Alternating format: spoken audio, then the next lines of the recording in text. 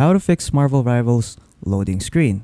So that's what I'm going to show you guys in the super quick and easy tutorial. So without further ado, let us begin. So the first thing that you're going to do first is to just simply go to your library right here. Afterwards, just go search up for Marvel Rivals. So it's this one right here. So once you're in Marvel Rivals, just simply right click the game, go to properties. Afterwards, when you go to launch options right here, just type in -DX11. So this will just basically use DirectX 11. And then next, what you want to do from here is to go to installed files, go to browse right here, and then just scroll down until you see Marvel Rivals Launcher. So it's this one right here, Marvel Rivals Launcher.